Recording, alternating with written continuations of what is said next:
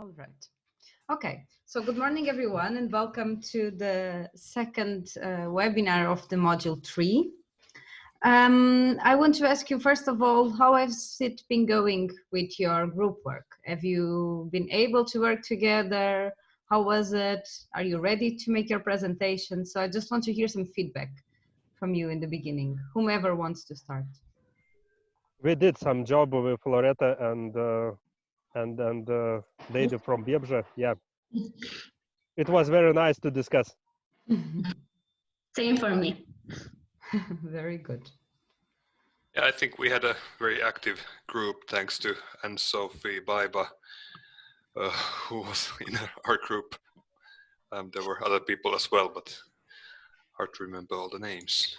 But I can see Baiba and his Anne-Sophie. Okay. Martina, of course. Martina. Yeah, there is Hi, Anne-Sophie. Hello. Hello, good morning. All And right. Martina as well. Okay, any more feedback?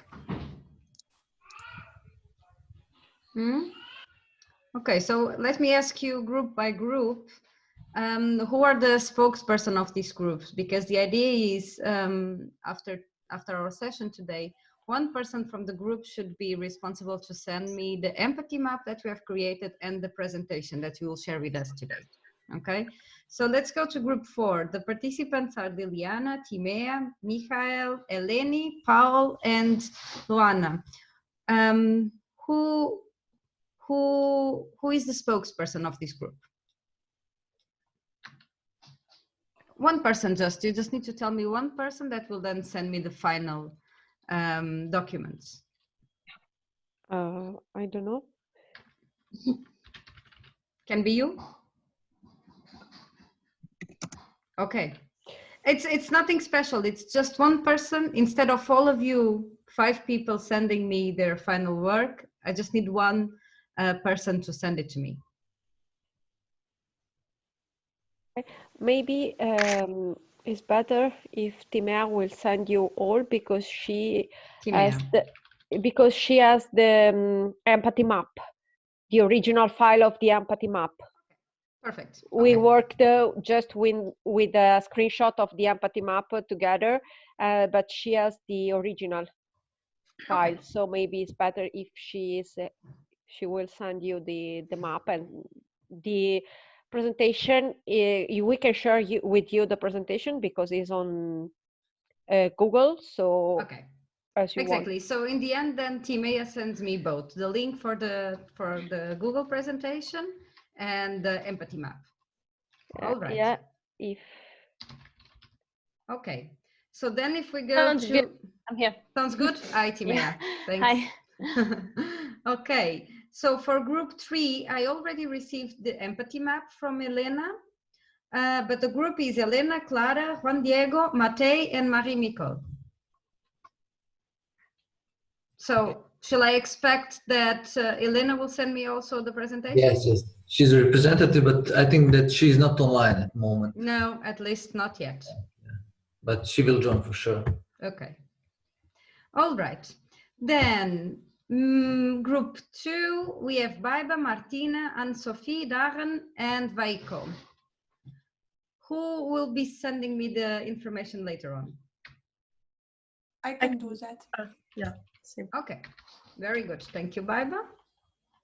And finally, on group 1 with Ursula, Tim, Isuf, Ramunas, Laureta, and Alec.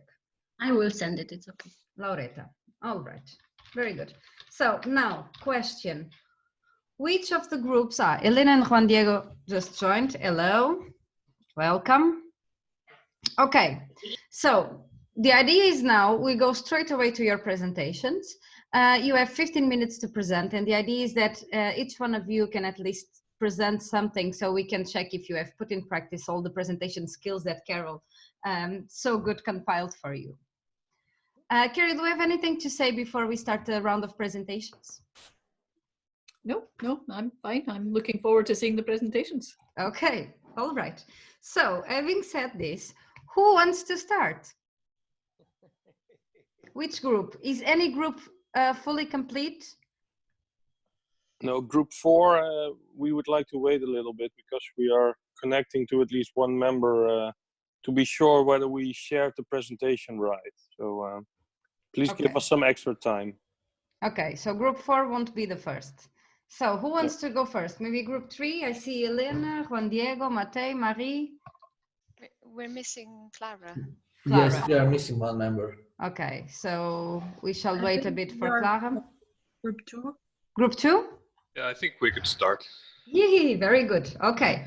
So- We are missing Darren, but he didn't have the chance to participate the group work. So Yeah, so that's I don't know also if not. it's possible for him to participate today as well. So Okay. we'll see about that. Yeah, so that's also an important part. Like it's okay that, well, if someone hasn't participated, it's important that I know. It's there won't be any penalty, but it's important that I know what is the level of involvement of every of the group members. So you said that Aaron was not really able to join you during the group work, right?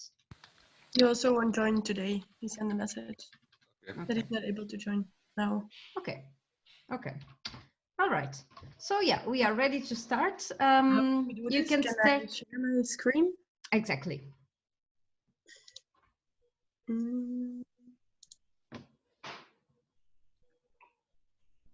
Is this working? We. Yes.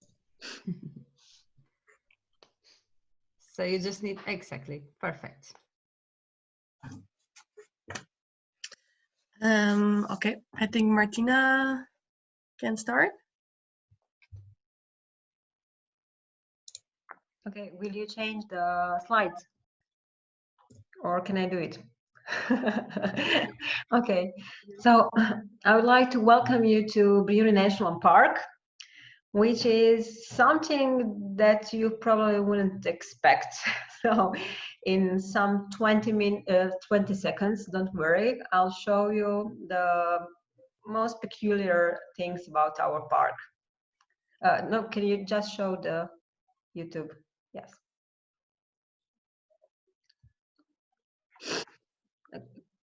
Is it possible to press?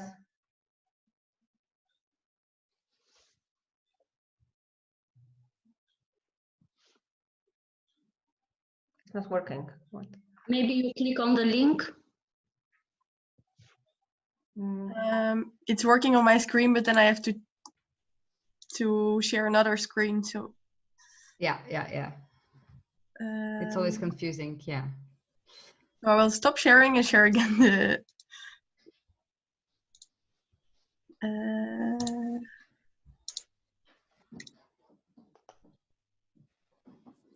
All right. Here we are.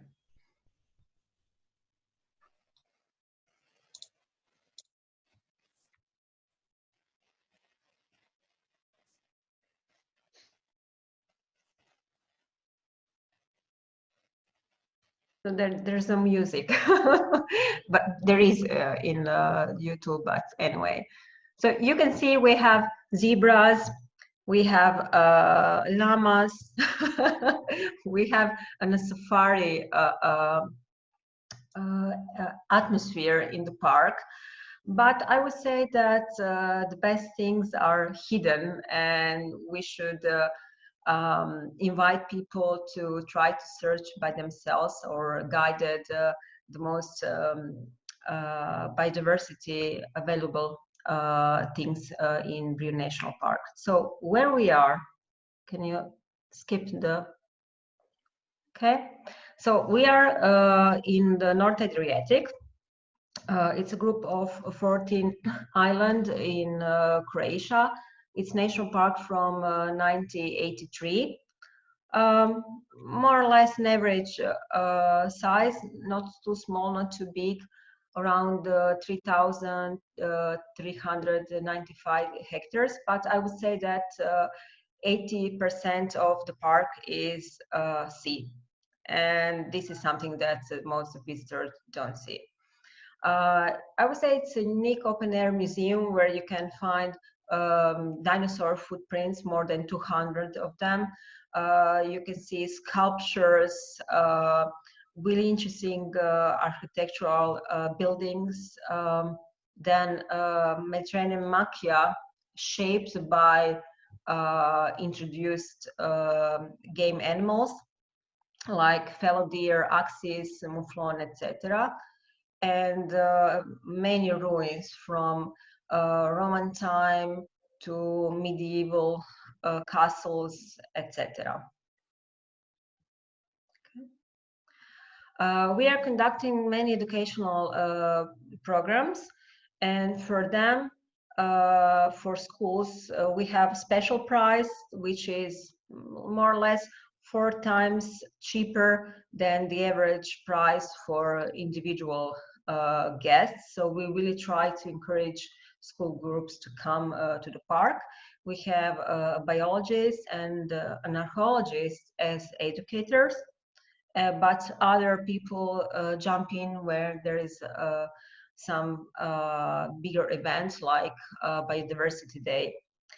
But all in all, we are not so satisfied with the numbers of school groups. We would like to have more of them and to have involved more local schools. So we are considering which action to take, which channels to use to attract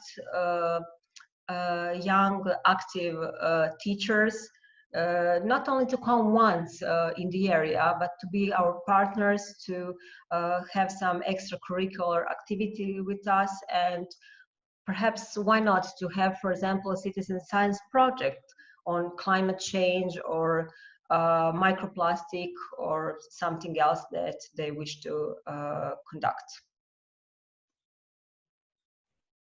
Okay. We have 2 major channels of communication. Okay, beside the website, Facebook, a huge number of followers. Some I had numbers from yesterday, 37,000, more than 37,000 followers. And if you see this Facebook analytics, you'll see that the majority are women, age between 25-34 and 35-44. So I would say young women, and something less of men, mostly from Croatia. But we also have people following us from Germany, Austria, Bosnia and Herzegovina, which are our neighbor country, Serbia, Slovenia, Italy, etc. So we can see that the majority of followers are young Croatian women, and among them teachers, of course. Okay. Instagram, it has something less followers, less than 8,000 followers. I really don't, I'm not using Instagram, not very often, so I don't know. These are data from last year. I know that the number is increasing, but I don't have data about the age structure of followers. Okay. So now somebody else will talk. Who is stepping in? I can do so. Or, yeah, Okay. you go ahead.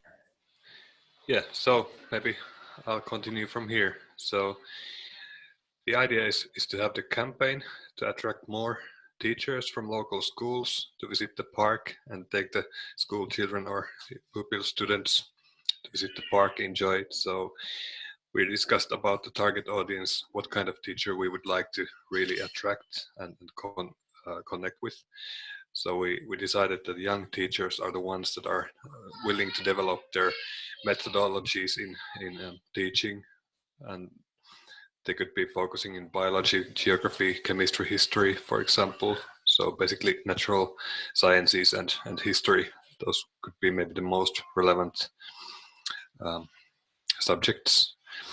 Young teachers are more likely to be motivated, active and having own family to consider on how to design the programs and projects in the park. And of course, they should be living in the area, so they might have some interests and local knowledge, which helps in motivating them to the park.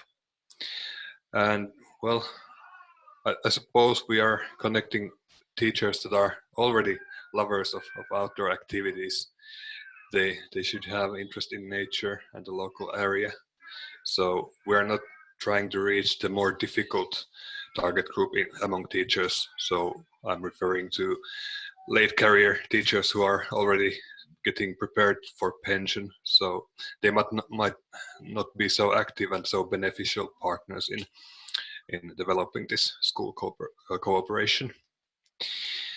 Well, we need the right and good channels to contact and connect with the teachers. So we thought about the key messages for each target group. And specifically for teachers, we would like to emphasize the positive impact of outdoor learning. Also for teachers and educators, that it's really nice surrounding and beneficial surrounding for teaching. It boosts your health and well-being, job development and satisfaction.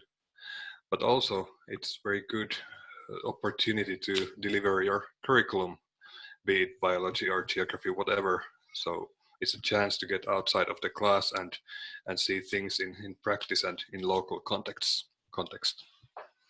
So websites would be the most obvious kind of static channel in providing information, what's the offer, what is available in the park, and helping to contact the staff in designing and planning in more detail what is the program like. Website is a chance to tell stories about earlier visits, maybe have some peer reviews as well to motivate the teachers. And it should be promoted actively as well in social media to make it more available and more well known. So there's an example of the web page that is already there. So it's not a big work. Also, we considered that we are going to need direct face-to-face contacts with teachers, and a perfect choice would be to visit the regional semi-annual meetings of subject teachers where the group of teachers is together. That would be the perfect chance to offer information of the park programs and organize meetings later on. I mean, kind of follow-up meetings where the park visits can be planned in more detail.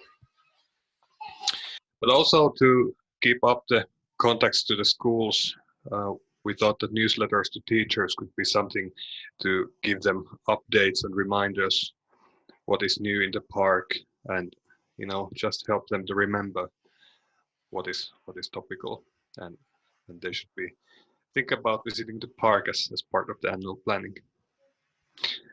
So the big public is the other kind of target group that just should be motivated and inspired to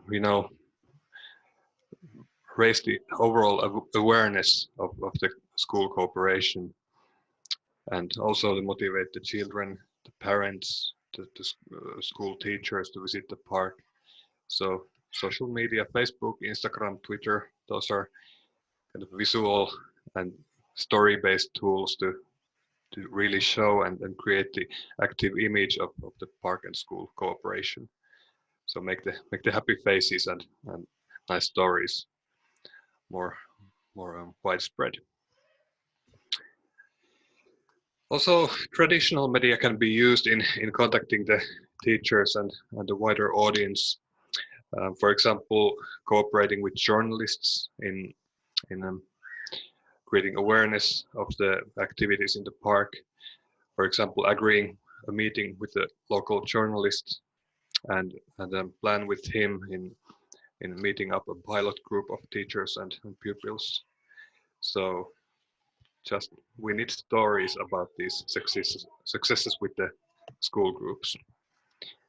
Yeah, so maybe 3 main channels as a kind of sum. So websites, online, social media and traditional media. So a mix of different channels. and different key messages for each, of course. Okay, then I will continue with the tools that we were thinking of to use. So first of all, we were thinking to start with a survey for teachers and for schools to find out what is the interest of the teachers, like which programs they would be interested in, which topics, and how can we help them to implement their curriculum. Secondly, we were thinking of printing some brochures, including an overview of the programs that the park is offering, and also with giving an idea of the prices. And we would distribute these brochures when we are visiting the teacher meetings, or we can send them to the local schools or to the teachers if we have their details. Then we were also thinking about coloring craft media contest. So we would invite teachers and schools to participate in contests.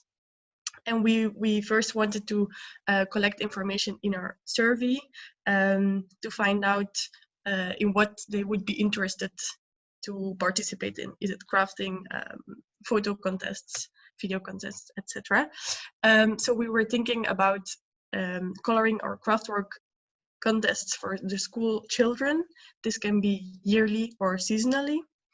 Or also photo video challenges that we challenge school children to come to the park to take pictures, to share their videos and their pictures on social media or on the website of the park.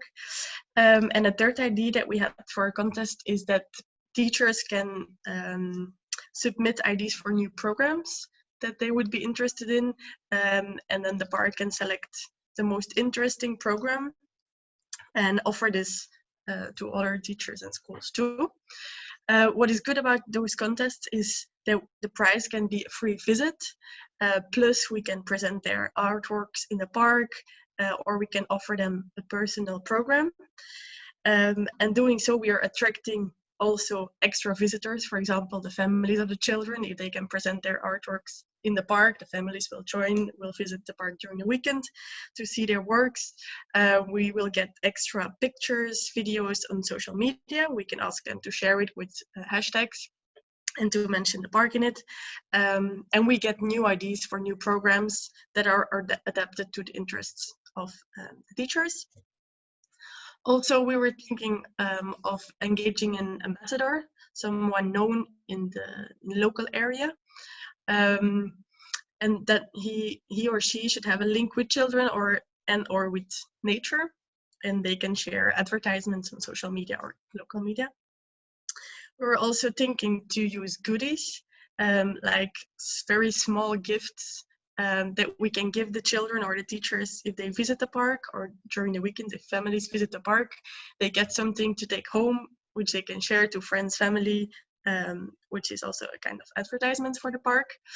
And then finally, we're also thinking about signs that they can put at the school entrance. So if a class is visiting the park, they get a sign saying our school is supporting this park or something like that, and they can put it at the entrance of their school, and all parents and other teachers will see that they visited the park.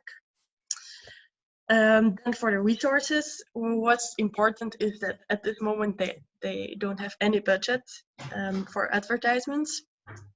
So that's why we decided to go for project funding. So we would submit the project including a communication strategy. Secondly, we will work with the park staff. So we will engage them in implementing the campaign, using social media, monitoring the results. So that wouldn't be a huge extra cost. And then finally, we were thinking to just be creative. Like there are many free channels that we can use, like press releases. We can just send them to journalists that we know. We can use personal contacts, family, friend journalists, or maybe even engage sponsors for this campaign. And if we then look back at the tools that we were thinking of, the teacher school survey is free, coloring craft media contest we can also do it for free. The brochures, we can limit the costs by finding sponsors, printing only a limited amount, and only include strictly relevant information. The ambassadors are also free, and for the goodies and the signs, we can just be creative and, for example, use materials that we can find in the park, or even ask the children to make something that they can take home. So there were our ideas for the tools and the resources. Okay, and I will finish up about this calendar and monitoring. So with this, so the calendar would start. The first contact will be made in just after the school year is finished, just to have contact with teacher, just to inform about the programs for the next year. But the active campaign or communication will start in August, September. That's it's really important or crucial, because as teachers, they have to plan or schedule different dates for excursions, visits, field visits, and that's why it's really important to do that in August, September. And that we understand from the side that the field visits are mostly planned in April, May, and June. When the school year almost is finished, it's also they learn the subjects, and also the weather it's nicer. And so yeah, we can go to the next slide. And so who would do the monitoring? So it's as already Anna-Sophie thought, that somebody from us or from the staff members, and he or she need to know how social media works, or he has accounts, or he knows how to operate with them. The person also needs to have a good skills in computers. For example, using Excel. As Excel is really a good tool to do some statistics, and he or she also would be interesting to gather data and analyze. For example, what kind of at what time the most posts are shared, what kind of content is shared, by whom, the age. So do some demographic analysis. And how to do it? So first will be to register all the visits that come to the park. Most probably that could be done at the info center. And also you could use on those who visiting, you can also do certification data. Also prepare different questionnaires, could be in paper or electronic. And electronic could be sent to a teacher, and then in the classroom they could do this questionnaire together. It can also be developed in different levels. For example, for small ones, you can do with different expressions of faces, and then if they are older, you can also more open questions.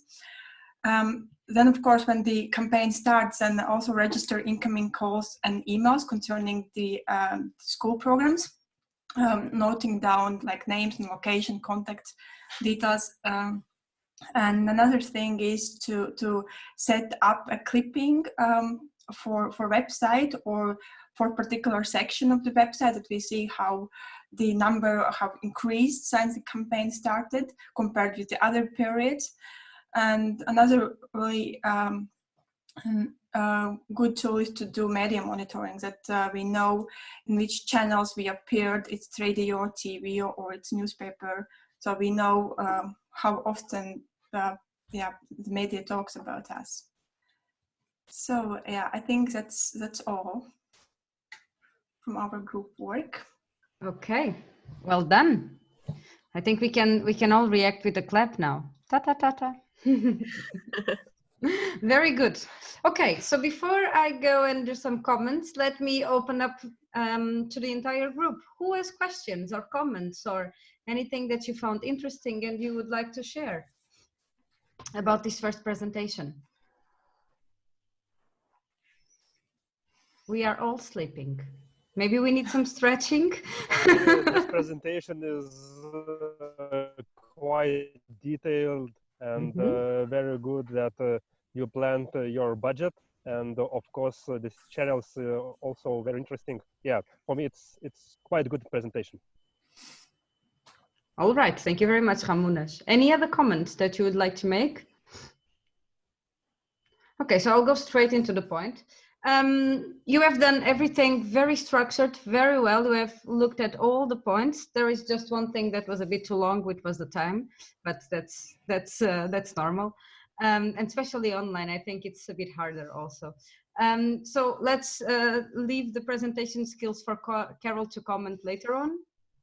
The structure and the presentation part, but regarding the content, well done. I really think this is completely applicable. You even thought about the calendar of activities and how you could implement it. And I especially liked the tool that you have created or that we plan to create, which is the survey. So you have really focused on your main key audience, and by using this survey, you'll get all the information that you need. But at the same time, you are already engaging them from an early process. And there is no one better than them to tell you what do they need, especially if you want to merge this with the curricula of the schools. So very, very well done. Let me see. So this will give you, exactly, you will really understand the audience. I also enjoyed a lot the idea of the contests. This is also an opportunity for you to connect with the local community and bring families to the park. So that was also very, very well thought. And I think a final message that you made it very clear was, okay, even without resources straight away to start it, we can still do a lot of things. So bravo. Really, really glad. And then later on we can do some comments, and I can give you some more comments per written. But if no one else has any other comment, maybe we can move forward to the next group. Or Carol, would you like to comment? Yes, please. Morning, everyone. Yeah. Yes, well done. Although Barbara made the point there about timing, I would reiterate that timing is actually the first thing you should be thinking about. And I realise this is difficult in an online situation, and et cetera, but you know, in any situation, if you're given 15 minutes, 20 minutes, 9.5 minutes for your speech, please try and maintain that discipline. So I'll give a few comments just on content first, and then just on the presentation as well. And I also realise how complicated it is to make a presentation by committee. That's always an interesting dynamic in its own right. So just a couple of points. Again, I thought your presentation and your thoughts on the campaign were very clear, very, very well structured. I'd just like to raise a couple of things. You highlighted very well that the young women in Facebook were your particular, in terms of the park in general. And no doubt your empathy map and other connectivity maps would show how well connected people are. So somewhere in that large group of young women on Facebook will be teachers. And if the teachers aren't there, they're going to know people who are teachers. So I think you've got a fantastic alternative route there to your target audience that might need just a little bit of development.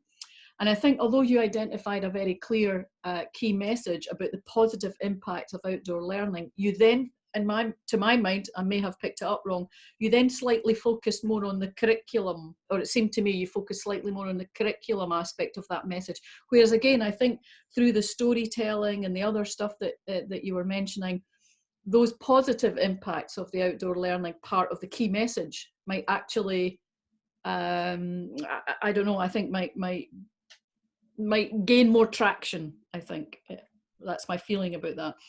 I think using the survey and getting in touch with the teachers is the absolute first thing to do. But I think that could also be done at the regional meeting. You mentioned the face-to-face meeting with the teachers being an important contact point, but it came across quite like we're selling our goods to the teachers there, as opposed to going and asking them what it is they want. And I think you could really develop that into a really fun and participatory event to really extract from teachers what it is they need from an outdoor visit, and also that whole positive aspects of the impacts of outdoor learning.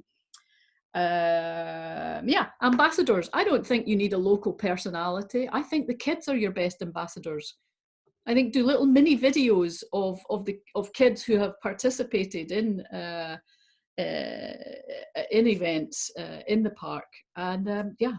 Or asking them to make the videos and uploading their own things. They in will their send own them social media stories. channels. Yeah. Yeah. And again, I really like the idea of the competition and the contest, and I really like the idea that through some sort of maybe some group work by the class with some guidance from the park, that they make their own sign of, yeah, we're a park supporter kind of a thing. I think that's a really positive feedback loop. So yeah, I think there's a lot of really interesting. Really interesting. As someone who I used to do this for a living as well, so I got it right away. I understand both the dilemma and the issue. There were some things in there, like I wouldn't use myself. I wouldn't use the traditional news outlets. I don't think they're really going to hit your target audience. They're more about promoting what you've done afterwards than trying to get to your audience. But yeah, fine. Okay, on the presentation itself. Nice space. I'm going to go through the kind of things that are in the presentation. The presentation that I did, if you've seen it. So nice spacing. I do like slides that have what I would say that have got air in them. They've got a bit of spacing in them. They're not cluttered. There were some that were a bit more cluttered than others. And you know, if that's the case, if you find you're putting too much information on a slide, then it has to be 2 slides. You know, don't be afraid of having more slides as long as you keep to your time. But less information and more slides is better than too much information on fewer slides. So contrast. You remember I mentioned that the eye finds it quite hard to look at white screen all the time. And I must admit, I by the end of it, I was finding the white screen quite hard on the eyes. Maybe my eyes are too tired, I don't know.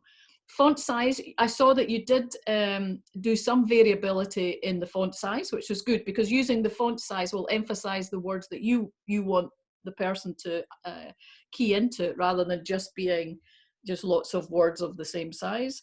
A good flow of information between the team, actually. I thought the way you connected your information across the different speakers was really good. And just a couple of other final things. I think some animation would have helped, even if it was uncovering words, particularly like those last couple of slides where there was a lot of information nicely presented. But I think if you just covered and uncovered some of those words, would have just helped the concentration, because there was a lot of information all at once. Yep, I think that's it for me. Very good. Well done. I feel like I'm a teacher again, giving a class assignment, but very good. Good points. Thank you, Carol and Barbara. Thank you. Okay, we hope to see this implemented, Martina. Yeah, I'm really happy, and it just crossed my mind another idea, and I think that the first time Darren mentioned it, not Darren, Tim in UK, that he would invite people, make team building. So why not invite teachers and say, okay, this is something that you should show your students. So we have done that in Portugal, in the nature reserve I was working. There was a specific teacher, so it was organized by a group of teachers, and she brought a lot of teachers to the nature reserve, and we have done some activities with them as if they were the kids themselves. And after that, professors start bringing their kids to the nature reserve. So yeah, that's definitely a very good idea as well, Martina. Thank you for all the suggestions. Thank you. So let's move forward to the next group. Who wants to go next? Paul, is there an error? Group 3 is now complete. Group 3 is now complete. So let's go to group 3. Yeah, and group 4 applies for the 3rd round. Okay. Considering time and kids. All right. Yeah. All right. Yeah. Okay, group 3. Let's go. 15 okay. minutes. Guys, can anybody share the screen, please, the presentation? Because I don't have the technical opportunity. Marie? I sent the link to Barbara, but maybe Marie, you can open. Yeah, sure. Just need to find out how. It's on the bottom. There is a link called share screen. Yeah. And then here. And then you select the screen. Perfect. And then, sorry, that's spoiler. Present. Yay, perfect. Okay. So, hi guys, hi everyone, and welcome to Sweden, Kullaberg Nature Reserve. In the next 15 minutes, you will hear about our ideas on communication campaign, Sund natur, sunda människor, or as close as we could get so far in Swedish to healthy parks, healthy people. And our team, consisting of Marie, Matei, Juan Diego, Clara, and me, will guide you through what Kullaberg is, what current health nature initiatives exist in Sweden, what goals we have in mind, who our target audience would be, and what key messages we want to focus on, and finally, how we plan to monitor the whole thing. But let's look at the scene setting first. Next slide, please. Right, so Kullaberg Nature Reserve is located in the northwest corner of Skåne, or Scania province in the south of Sweden. And it's surrounded by the mixed salt waters from Skagerrak, but also from the Baltic Sea, which enables really favorable conditions for marine and terrestrial flora and fauna. We're tiny. You know, the whole peninsula and the adjacent belt of marine protected area is about 1,500 hectares. Yeah, but we're still, we think we're pretty amazing still. And if we were human, we could say that we have several identities, and 3 of them are most important and relevant to just health and nature topic. And you can see them on the screen here. Management-wise, we are part of County Administrative Board of Scania, or Länsstyrelsen Skåne. It's a regional authority which is in charge of administration of human and economic resources for the reserve. Then within European framework, we are part of Natura 2000 network. And finally, and very importantly for us these days, following good practices of many other protected areas in EU, we got certified as sustainable tourism destination under European Charter for Sustainable Tourism administered by Europark. It happened back in 2017, and we get this award for the period of 5 years.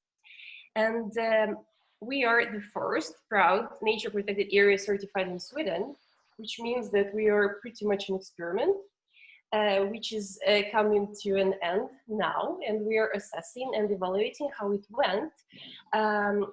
If we think that it works okay for us, we have a chance to apply for extension of this award for the next 5-year period. So that's why we're actually now, collecting ideas about what we could work with in the next 5 years. And that's why we're assessing opportunity to join a Healthy Parks, Healthy People program of Europark that hopefully will be launched soon. That being said, let's take a look at the next slide. And current nature health initiatives existing in Sweden. Sweden is quite well known for its model for physical activity on prescription, which is used both in prevention medicine, but also in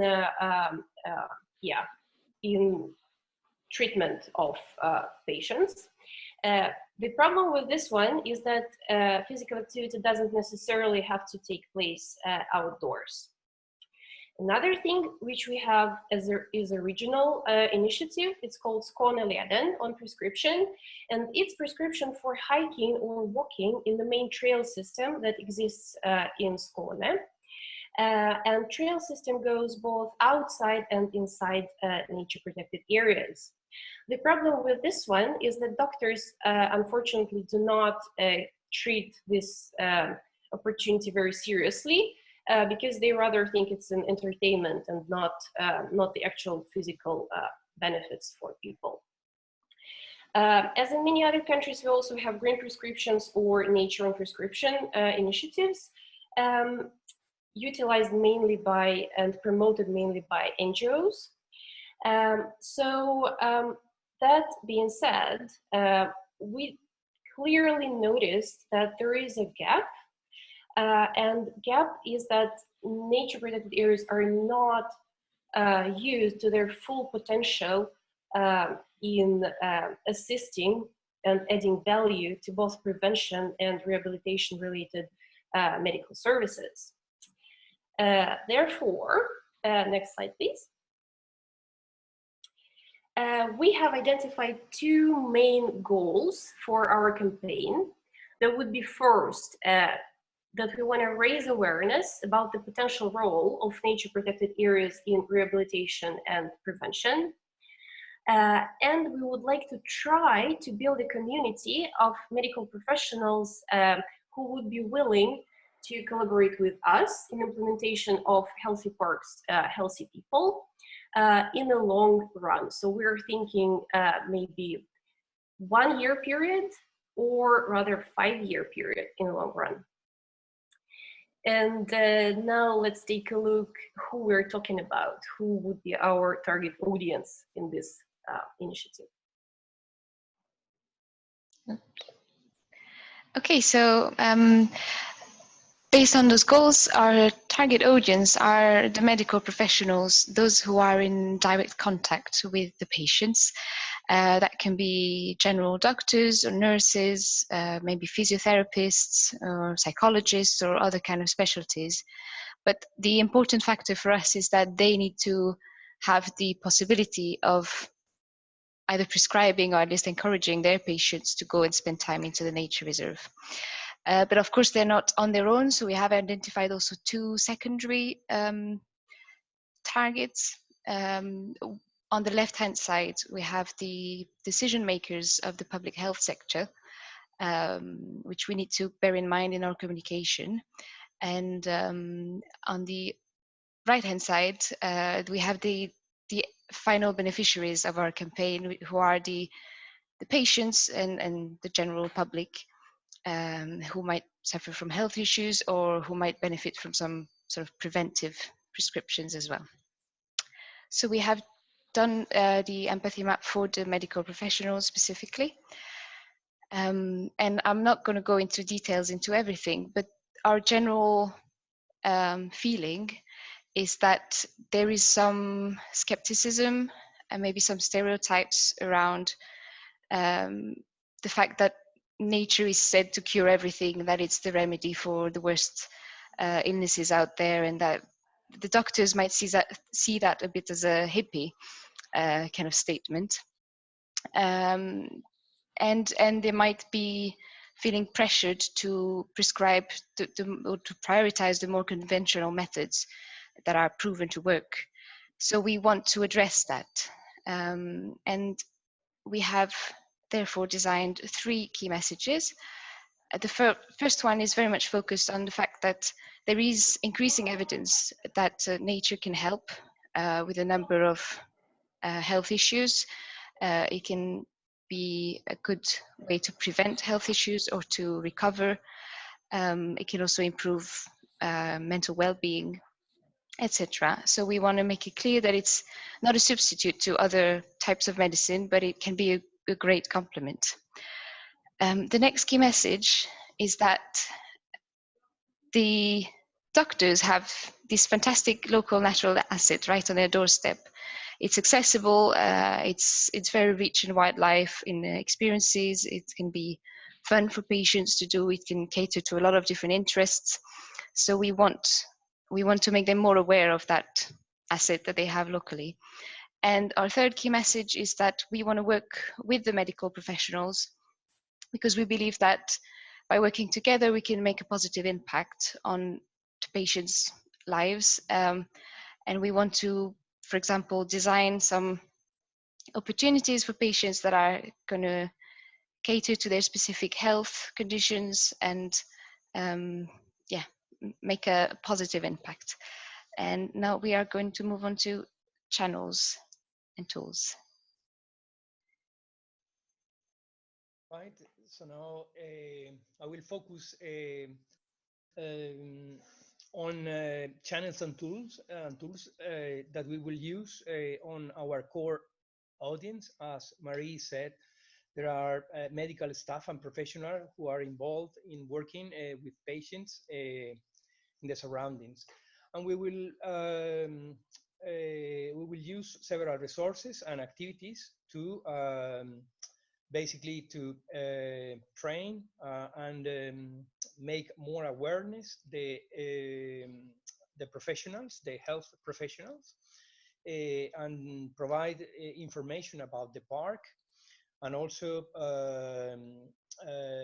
provide scientific evidence about the influence of nature in help medical treatments. So we will as a first activity, we plan to offer an expert workshop near the pilot center. We also think about invited the doctors to a field trip with outdoor activities with guided healings examples to provide some evidence. Also invite them to the visitor center that is located on the park. We will define the frequency together with them. We also think to develop some regular seminars and training showing some examples of ecotherapy or naturopathy or health initiatives to complete or their training or offer being more attractive to them to know more. We also, of course, work on offer them all the professional, the health services, online access to scientific journals, because that's the way how they get informed. So we provide articles and toolkits, manuals, and webinars about our topic. And also we think in winter months, we also think about developing some podcasting or augmented reality displays for them about nature, and also offer some nature reserve and video forums, and also use infographic and brochures and leaflets using and promoting our main messages. And then Matej will continue with the activity.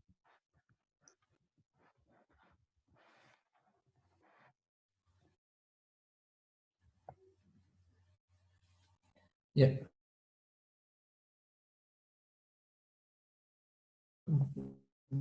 Told you everything about our core audience, but we have also two secondary audience. And first one, actually Marie said something about it, are core representatives of this public health, actual decision makers, and we need to communicate with them about we need to use. Is it just me, or is it Matej? We are hearing you with a lot of problems. Exactly. Yeah. Can you please stop the video, Matej? Emails, phone calls.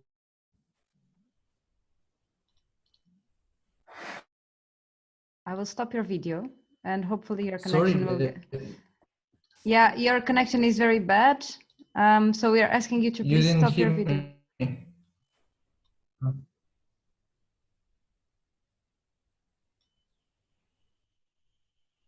Matej? Okay. Exactly. It's a very bad connection, Matej. Can you please turn off your video? Maybe it will get better. Of course, yeah. Sorry, guys. Can you hear me now? Yes, now it's better. I moved to a different spot. Sorry. So actually, what you heard or didn't heard. So I will just. Okay, about direct communication, right? We are communicating with representatives of this sector, and actually we need to use tools like email, phone calls, person to person, or in small groups. There is no other way to communicate with this sector. And there is also another group. Mary, can you please change the slide? Okay, previous one. Yeah, this is general. This is not our core group. We need to involve them by saying most important informations about this campaign, and also to use this opportunity to announce some other activities that we are planning to do in future. So for them, we are going to use some other, of course, official websites from Kullaberg Park and public health institution. Also, we choose to use two social networks, Facebook and LinkedIn. Facebook because we think that we can get biggest reach by using it, and LinkedIn because actually we think that this is most professional social network.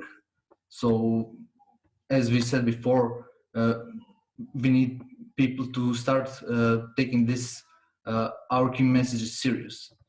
Also, we are going to use press releases. After, we are going to distribute leaflets to patients via medical professionals.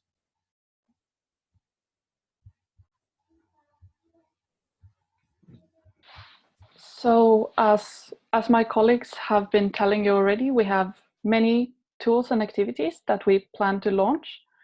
And here is the suggested timeline that we might be using for this project.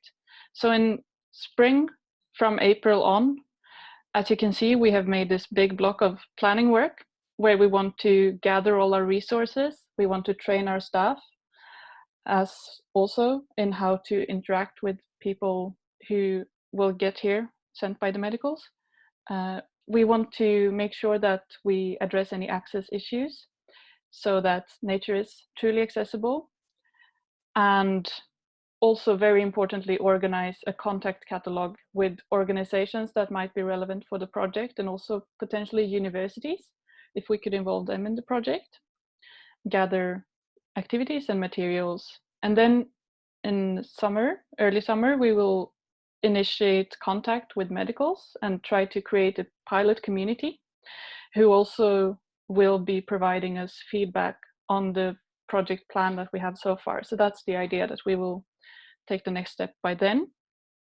And then after the summer holiday, we hope to launch the project by having this workshop day with the professionals, where they can also come to the site, see the activities that are offered.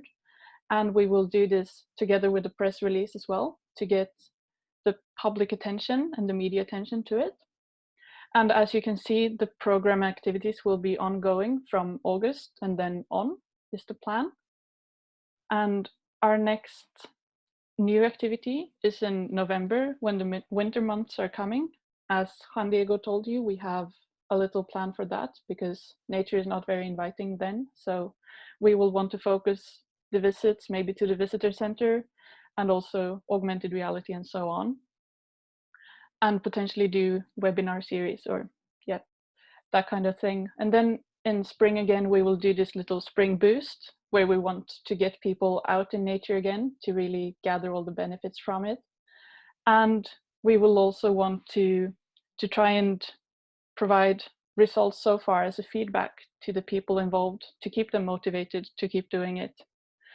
And then I'm not sure if we can see this or if the videos are sort of in the way, but the last little slot here is in June, where we will want to summarize the first year and take the lessons learned with us into the next year of the project. Yeah, so that's first year of project. And then we go for monitoring. So here it is divided into two parts, both the medical professionals, which we will target by making a interview session beforehand to see how they value nature. And then during the project, of course, we will communicate our findings and the progress back to them. And hopefully we will also be able to do it during the project interview and an after interview to see if their perceptions have changed at all with nature as an aid. And we also want to monitor how the beneficiaries are impacted. So we will be doing that through a few different ways. By collecting data from the professionals, of course, on who is getting assigned the program and how many they are, but also collecting user data when they are in the park, for instance, using Menti, so that they can just let us know that they were in the park and how they felt and what they did, perhaps, and potentially do interview sessions, like deeper interviews with a few committed patients.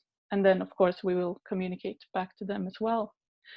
And ideally, it would be great if we could engage a student at the Agricultural University, for instance, who are doing a landscape psychology program, to participate and help us out with both coming up with how to monitor more in detail, but perhaps also doing it as a part of a thesis work or something like that.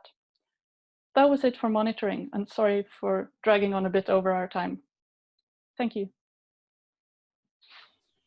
Okay, thank you very much. So from teachers to health professionals, who has questions first thing? Or comments or anything that you would like to mention?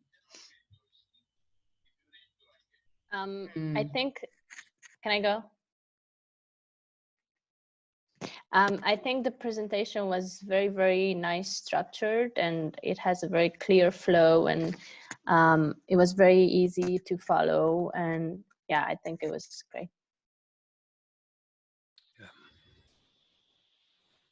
Yeah, it was impressive presentation. Thank you. Very good work. My question actually was that, what was your plan to overcome the prejudice and maybe opposing views from the medical professionals? Like you said early in the presentation that they might be thinking that nature is not really substituting different tools of medicine, but it can maybe provide some support, and in preventive medicine it's of course very effective. But what was your plan to really change the attitudes of the medical professionals? I think you said it yourself, Veiko, that we will try to really just state that nature can be a complement to traditional medicine, but we don't want to take this approach that nature is the healer and can do anything, but just because we have many studies that show that nature is beneficial for human health, but we really want to say that, okay, so we see this evidence and we really want you on board with this project, but of course we understand that medicine is, the traditional medicine as well. So that's our approach. Yeah, it's very interesting because we are having same kind of cooperation and plans for deepening the cooperation in Finland. Very good. Well, I think yes, it's about focusing on the prevention aspect, right, rather than the treatment. And maybe this is the tweak that you need to do to your message, and showing them, okay, if we have better prevention, then there will be less diseases. But definitely, Veiko, thank you very much for the question, because that was actually one of the points. Because what we see more amongst medical professionals, it's this they are very skeptical about new therapies. And this also leads me to another question. You suggest to do kind of nature therapy and this kind of alternative therapies. Well, that might not be the best way to open up a dialogue with the medical, especially with the more skeptical medical forces. So, yeah. May I comment on this quickly? Yes, please, Elena. The idea was actually to combine first very clear communication of already existing scientific proofs that exist with getting them experience nature themselves. So the idea was to actually, as soon as we have the pilot group, to take them out to Kuleberg and combine lectures showing those scientific-based proofs with outdoor activities. So we would have a bunch of doctors having, hiking on the mountain in order to get them understand what their patients would experience. I think it could work if we engage their, human sides, kind of. Yes, absolutely. Yeah, and that would also lead me to another question that I had, because you have done a great thinking process. I think you really used very well the empathy map, just to get a kind of glimpse on what's going on inside of a doctor. But yeah, my question would be then, how are we going to identify these pilot doctors? How are we going to start connecting with the doctors to start implementing the program? So that was my question, would be more in that direction, because once I got the empathy map Elena sent me a couple of days ago, I was like, okay, this is very challenging, because the doctor force, it's actually one of the hardest one to get. So yeah, I think the thinking process and your key messages were very, very well defined, especially like the way you split it in 3 different key messages, and also how you have connected this with 2 other audiences that are secondary audiences, but you need to still prepare some communications for them. And I also liked a lot the tools that you have created that should be delivered by the health professionals themselves to one of your secondary audiences. So that's very well done. Then, well, indeed, media relations will be interesting once the implementation is ongoing already. But it can also work on another way if you message it clearly. That is, you can make people aware that now they can ask green prescriptions to their doctors. So kind of working with the other with the secondary audience, in the sense of empowering them, giving them the information. Did you know that now you can go on a walk prescribed by a doctor? So kind of making the secondary audience, making pressure to the primary audience. But that should not be your focus, of course. Your focus should be on building up this pilot group of doctors who will start prescribing. And then just another final comment. I like the way you have shown a lot of tools that you want to use, but a lot of them, for instance, require a lot of budget, especially the augmented reality, for instance, and well, podcasts and webinars, they are easier to do, but maybe that was also like a little thing that it's important to review. For instance, in comparison with the other group, they try to do it on a lowest budget as possible. Maybe Sweden and the regional authority has money to do this, perfect, and it can put it, but just keep in mind that money should not be one of the barriers to the implementation of your project. So yeah. Overall, very, very well structured. I like the challenge of going directly to the doctors. Certainly more engagement with the doctors, it's interesting. Maybe even in this visit that Elena said, with the visit with the doctors in the park, would be interesting not only to show them, but actually to ask them. You know, involve them in the creation of the packages that you will then offer to your patients. Because if they feel they are partnering, they have actually a contribute, they feel more like this project belongs to them as well, and they will be more likely to recommend it. So it's like, don't try to teach the experts, you know, just make them feel, oh yes, you are the expert. We are here to complement that, especially doctors. Okay, that's a stereotype, but I'll give the word to Carol. But bravo, huh? Well done. Again, another great presentation, guys, and beautiful flowing between the team. I really was very good. I'll make some final comments on content, and then I'll just mention PowerPoint again. And I'll mention this as a point to the previous group and to the groups who are about to arrive. Remember right at the very, very beginning, it seems like months ago now, but we talked about the cycle of planning. And right at the beginning of the cycle of planning is history. And history isn't just what exactly did we do last year. History is what has been happening in this field anywhere. And I just wanted to point out to you, you're all part of a huge European network where there's lots of stuff happening that you can learn from, you can take from, and you can use as evidence from. That would apply just as much to Croatia as it does to Sweden now. Because there is a lot of good evidence and good work out there. And if I can key into your point about the decision makers, because I think some very relevant points have been made across the rest of the content. I just wanted to focus in on this one. I think there's a hell of a lot you can do with key decision makers, policy makers, and politicians. They are definitely not a limited group. It's what I would call, and I really like your idea of taking the doctors out into the or the medical people out into the nature to give them that experience. Why not take the decision makers and the policy makers too? Harder to get them out there, but not impossible. It's what I'd call the Roosevelt moment. If you remember that moment when John Muir took President Roosevelt of America out to into the nature and spent, well, he got to spend 3 days camping with them, and then after that, we're going to have national parks. Well, we all can have little mini Roosevelt moments where we take a key decision maker, or we just get a hold of them for 5 minutes and get them out into the nature, and hopefully make sure that that they have a very positive experience. So I think with the key decision makers, you can use both the emotional side, as in the experiential, look what this does for you. But obviously, I think with decision makers, it needs to be fact-based and evidence-based as well.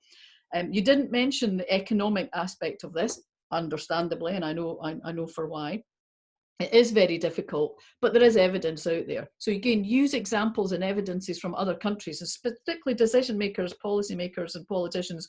Yeah, they like to compare themselves to other countries, what's happening across Europe.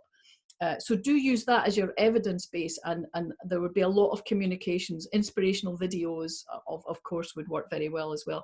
And yeah, Vico's sitting there. Use all the good work that's been happening in Finland. They've made this case and are certainly very, very good at doing so.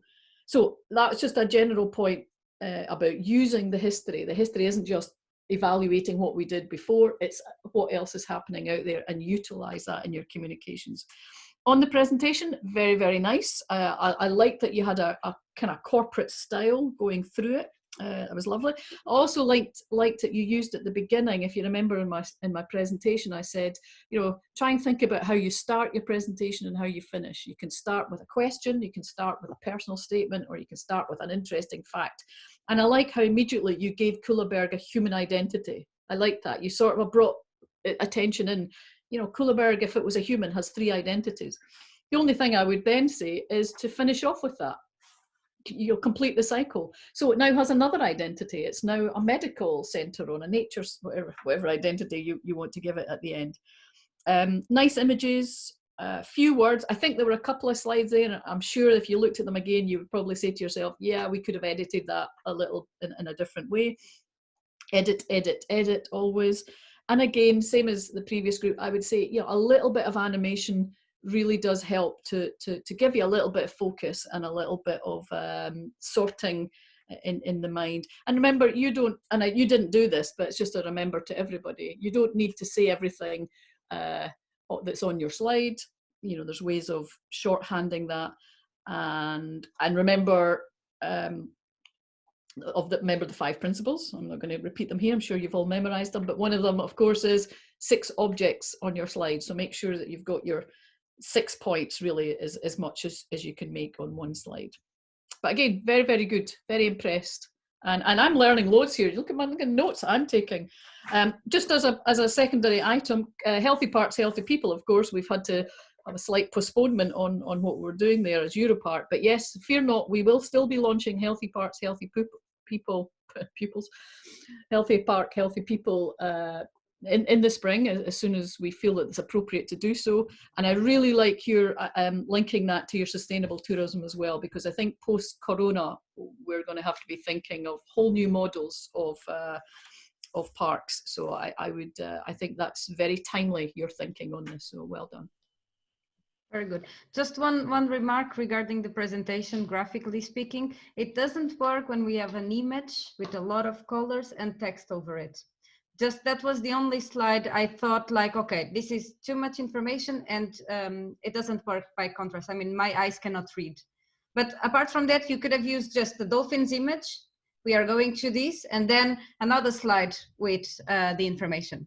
Or animations, as Carol liked, but with Google it's hard to do animations. Okay, very good. So now we go to the next group, which would be group 4, right, as Paul asked. I just want to know, how do you feel, if you want just a 2 minutes break or if we continue? Let's continue, I would say. All right. Okay, continue. Good. So you have the floor. Who will share the screen? I will share the presentation. Timea. Very good. Hopefully it's gonna work. Can you see it? See in charcha? See, almost. Yeah, yes. Okay, super. So hi everyone, we are group 4 and we work together. I work together with Paul, Michael, Eleni, Luana, and Ileana. We worked on the project Attractive Apuseni Park Happy Families. And why did we choose this specific area where I work in? Is because it's a huge park and it's very rich in resources.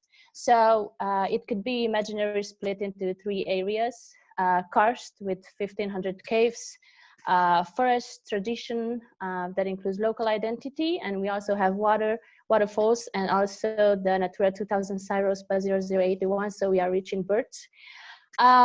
And also another point is that the communes that we are connected to and the people that live here are reaching a very big number, so 38,000 inhabitants and 134 villages. And therefore 42 schools, but we have a very good collaboration with kids, and you will see later on our plans. The most important economy related activities can be also connected to this topic. So we have local entrepreneurs that use medicinal plants or farmers, and the tourism is obviously the main economical sector. All right, thank you, Timea. Well, because of the time, we will not go into all the details. We will try to highlight our approach, and we will leave some time for questions at the end. Actually, our concept was inspired on the concept which is used in Scotland, healthy parks and healthy people. But we changed it a little bit to get it really connected in this area, because what we see is that a healthy park could be very important for the people and the families living over there. We will create healthy parks, we'll make families feel more healthy, and that means not only physical but also psychological and from the economical point of view. So that's why we decided to make the families living in Apuseni National Natural Park as our target group. Eleni will explain a little bit more about this target group in the next slide. But what we are going to do, and we will present in the next few minutes, is that we do one engagement campaign to get everybody on their feet again after coronavirus. We will have the Healthy Park Month, just 4 weeks of nice activities in our park. Then we will explain our 3 key messages, which we attach a group of dedicated activities on for the next few years. And everything will come together in a multi-tool communication campaign, which we will explain at the end of our presentation. And please also notice that the channels we will use will also be in the last part of our presentation, but only highlighted because of the time. Next slide, Eleni, the floor is yours.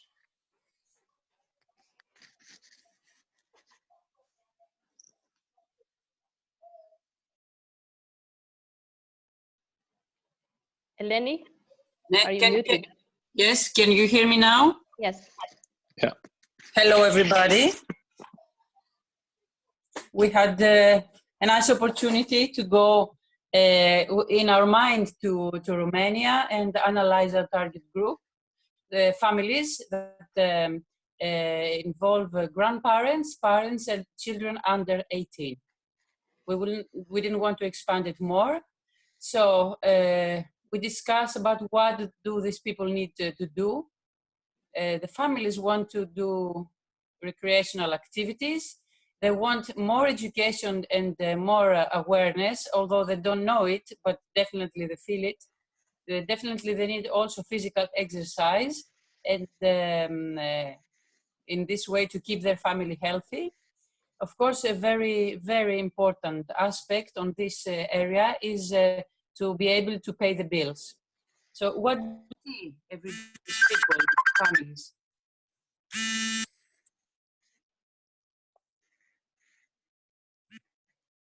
Okay, can you hear me now? I'm sorry. Yes, continue.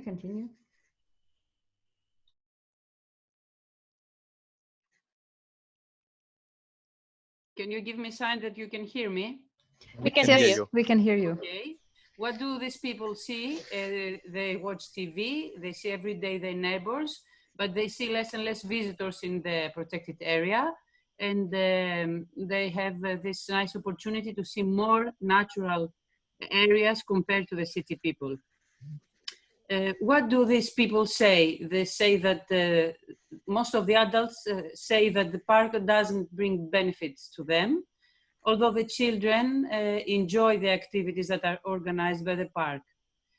Their parents feel and say that the park is limiting their options, and the grandparents, what they say is that the young generations are destroying the area. So what do these people do during their everyday life? The children go to school, some people work in tourism businesses, some people work outside the park, a big proportion is working abroad, have gone abroad to work because they didn't have much income in the area. Some other activities in the area are the agricultural activities, as Timea also said.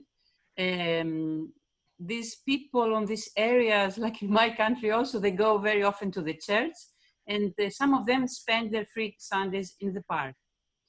What do they hear? They hear restrictions about the area. Of course, we believe that this is based on assumptions, and the values of the park doesn't reach them very much. Of course, they are listening to the media. So about the pains and gains, lastly, I'm starting with the pains. There are restrictions in the area caused, as they believe that it is caused by the park. Time is also a very important thing, and money also.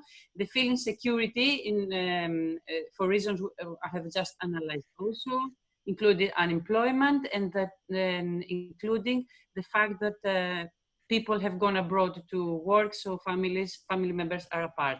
So what they could gain is family unity, on the other hand, security, financial adequacy, a stable future that can give prosperity to their children, and having more free time in the park.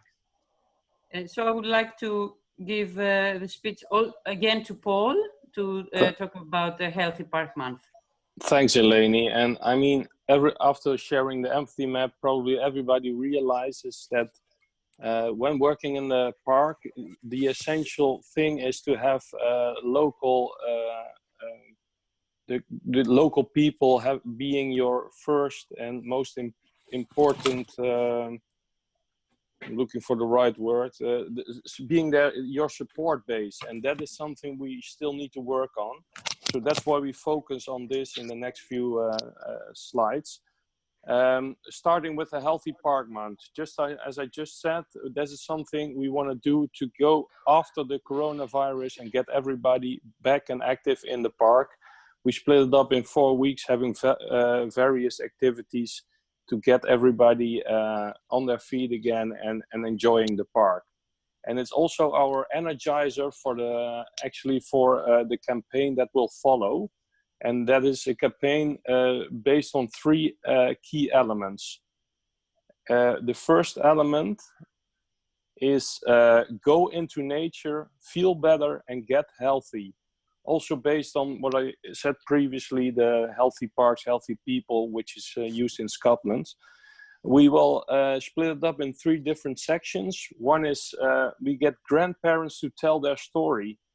walk up with your grandparents and listen to their stories from the past, but also get their inspiration about the cultural heritage, which is also very rich in this area. Second, taste nature and be healthy. Use plants you find to eat and cook something healthy but also tasteful with the things you find. And then finally, get kids to go into nature. But we see, looking at local families, that especially grandparents are related to the park, and kids are very easily persuaded to get into the park. They are curious, they want to experience, and that's why we initiate a junior ranger program. The other two focuses will be explained by Michael. Yeah, so thanks a lot, Paul. In a second phase, we would then like to deepen the connection and with the people that we have already reached in phase one. We want to get people involved and encourage local ambassadors with the key message of "We are Aposeni." We want to create different activities that offer easy access for local families to reconnect with nature. Those activities could be, for example, concerts of silence to enjoy the nature sounds around you, or have health hours for caves, because there's lots of caves and karst regions in the area, as Timea mentioned, and in general promote outdoor opportunities for local families. And then also create a platform where people can share their pride, their local pride. So they're living in a very rich environment and a really nice natural landscape. And we want to give them the opportunity to sort of showcase that and share their local pride. Next slide, please. So in a third phase, with the sort of key message, live where others spend their holidays, we want to sort of highlight this link between healthy nature and healthy economy and vice versa. We want to get people involved in responsible tourism, and by increasing their prosperity, also increasing their health. We want to do this by creating a platform for sustainable tourism, where local families and local initiatives can offer family tourism, for example, that is provided by local families. And by this, we want to link tourists with the families in this area. And then we have this tool of the Aposeni Park certification, where we can then sort of encourage the engagement with responsible tourism. Yeah. So the goal of this third phase is then to highlight the importance of the Aposeni Park for a sustainable economy, because that's what a lot of people on the area depend on. So this more stable economy can also lead to a less stressful future for the people living in the area. And now we'll hand over to Luana.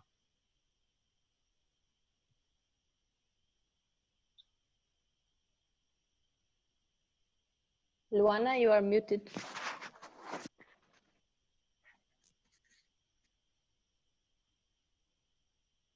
Okay. Can you hear me now? Yes. Perfect. Okay, let's start to how to monitor our effectiveness, the effectiveness of our campaign and the spreading capacity of our campaign.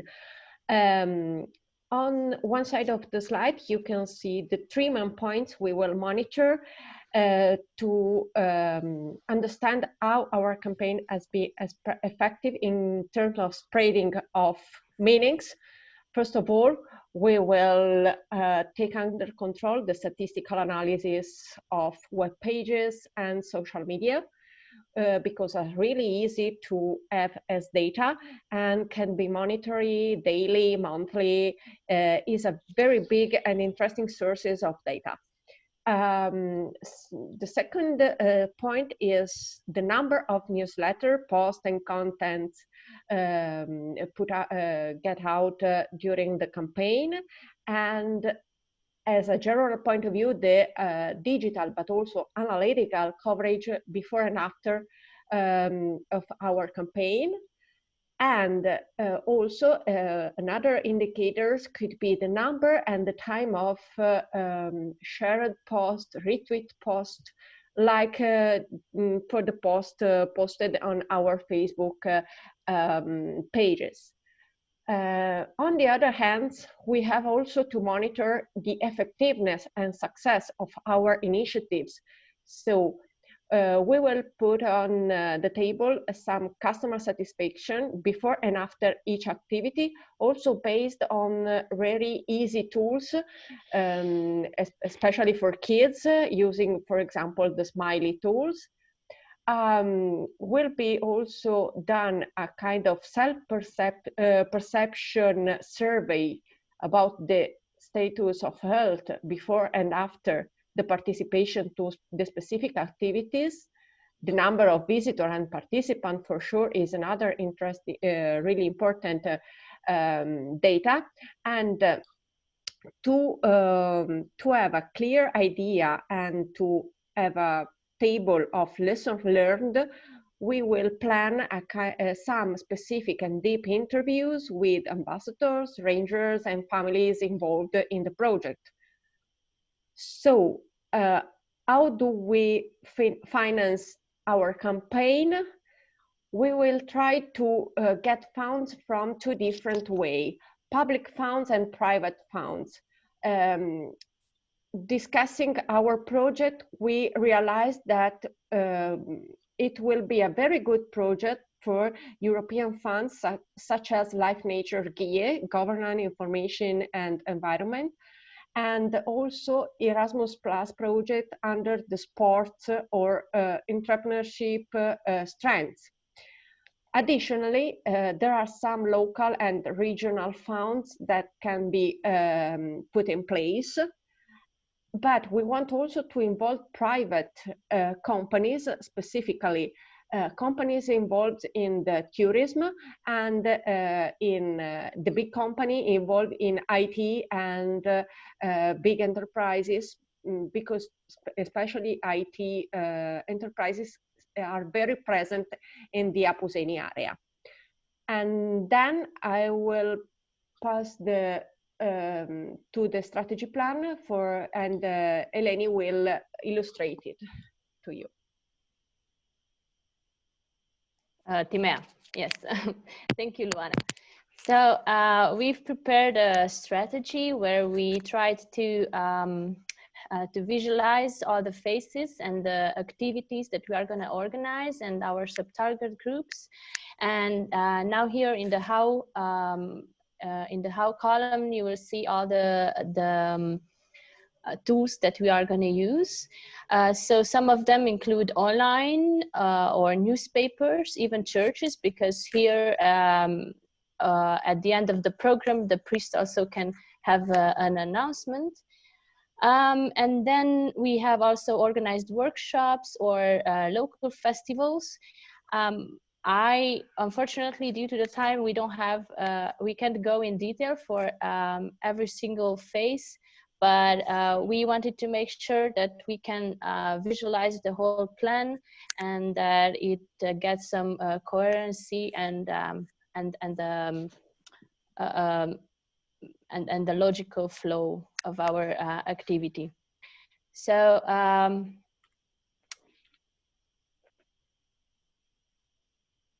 this is us, Happy Park, Happy Tea, especially because I work in this area, and I think this is going to be very useful for our administration. So thanks a lot for putting so much effort and in this valuable work. Thank you. Thank you very much, Timea, and all the group, all the EPI team. So I will open to you first. Well done. Exactly. I think Sherafant, it's good. Okay. Who wants to comment? Who has questions? Who would like to say something? I, daughter of Paul. I have a question. Yes. Go, Elena. First of all, it's a great presentation and very, very advanced strategy. Wow, what a table and so many details. It's amazing that you were able to do all this work, in 1 week. It's very impressive. I have a question about platform to share the local pride. I think it's a very interesting concept. I would like you to elaborate just a little bit on this, because I want to understand how you were thinking. Is it rather to reinforce the sense of place and belonging among locals, so they would rather share pride between themselves, or is it rather to share it externally with the visitors and so on? Thank you.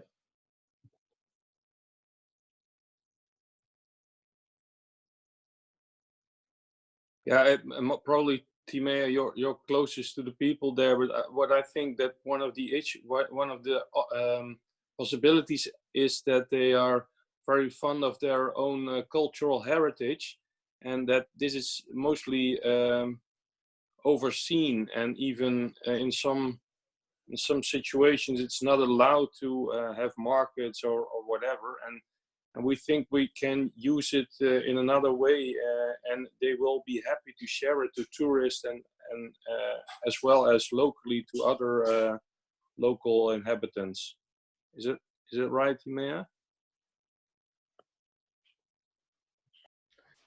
Okay, yeah, exactly. That was one of my questions. I know that one of the groups that you want to interact with, especially in this funding slide, is IT companies, I think, especially to develop this platform. But my question is, would it be wiser to develop a platform from scratch, or start like a kind of YouTube channel with the stories of the people, or a social media campaign where people can share their own stories?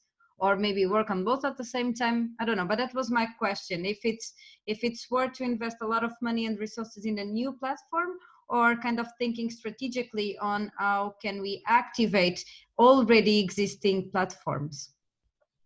So that was a question that came up.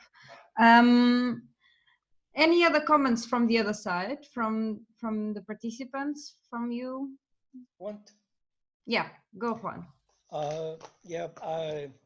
Congratulations to the whole group, and I just want to mention 3 things. You did very well about the bringing the value of the cultural heritage. It's fantastic, all the approach you did, and bringing the grandparents' wisdom to share with the others. I think is really good one.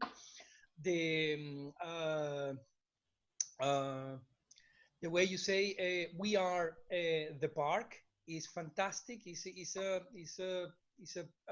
great strategy, I would say. It's like being the park also.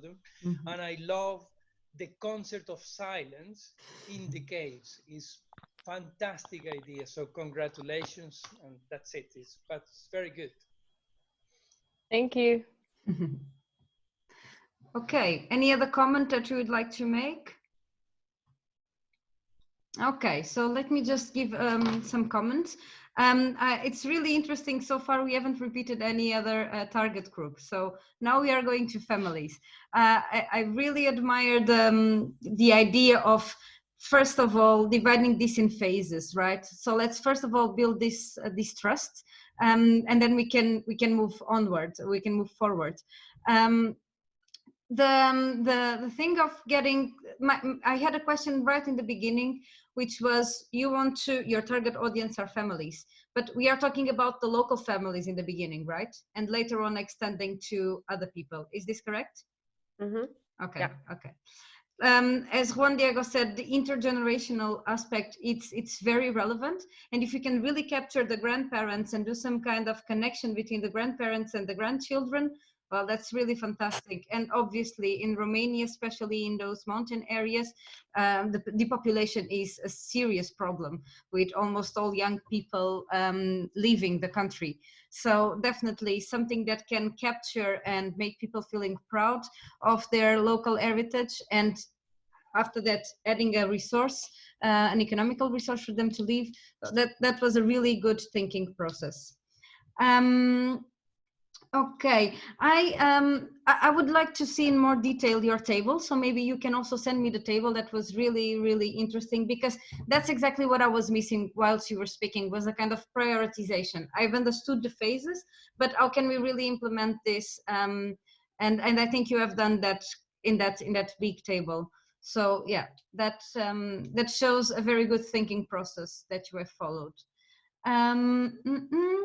And yeah, also a very important aspect was that you really give a thought on the funding aspects and how you could get funds to make this rolling. But again, the funding is just one thing.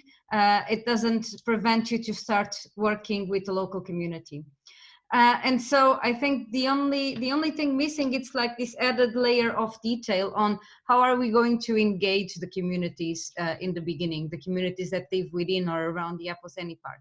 Maybe in the summer parties, maybe in the local markets, I don't know. So that was just the detail that I was missing. How are we going to catch their attention in the first phase of the project? But apart from that, really good thinking process. The presentation was also very clear and very fluent. And now I give the floor to Carol, because I'm sure she has more comments to add. But bravo. Yep, really nothing very much to add, just to reiterate some of the points already made. I really liked your walk with me and your taste nature ideas. I thought they were excellent. And again, I think the intergenerational aspect is really important. I would think that your priest is your Roosevelt man here. You know, if you've indicated that the church is a very important connectivity point in across the, what was it, 134 villages, clearly the priest or priests, if there are many of them, very key figure there to gain support of. I think they could be your ambassador, really. If you get them on board. A lot of the, again, without knowing the whole communication strategy, and well done for really getting deep into your thinking there, I thought a lot of the activities naturally were very much face-to-face orientated activities because you wanted to get people out there and experiencing the nature. But a social media campaign or some other campaign that was running parallel to that, again, it's probably in the detail, but it just didn't pick up on that. And also your IT companies, if they're in the region, in the neighborhood, and they compose of those people who work not necessarily in the park or related to the park, but around the park, then they're very much part of the community too. So I think that's kind of they're part of being proud of their local, the cultural heritage is something very important to focus on, but I think also the new culture of the area, if the IT companies and other companies are, they're part of the fabric of the area too. So I think, there's roots into them that's not just about, please, can you give us money to support our work here? I think that you can get into them as they are part of the community, and then perhaps you could help us with some money to do this. No, I thought it was a really interesting campaign. On the presentation, again, I see that you took on board the rule of threes. You said what you were going to say, then you said it, then you said what you had said. So you gave that sort of a structure to the presentation. Again, I'm quite sure if you went back and looked at it again, there are a few slides there you probably edit down. I don't want to list what they were, but I think maybe if I did that again, I would take some of that information out of there and utilize it differently. And I know it's really tempting to do so, but it really is. It's a discipline to teach yourself not to read the slides. I know we all do it, but if you can find another way of presenting the information visually, but saying something that's emphasizing a point on your slide, you really will find, I think I said in my presentation, 90% of what people, if you're asking them to do multiple things, listen to you and read at the same time, 90% of what you have just said will be lost in 30 seconds as soon as after they've seen the slide.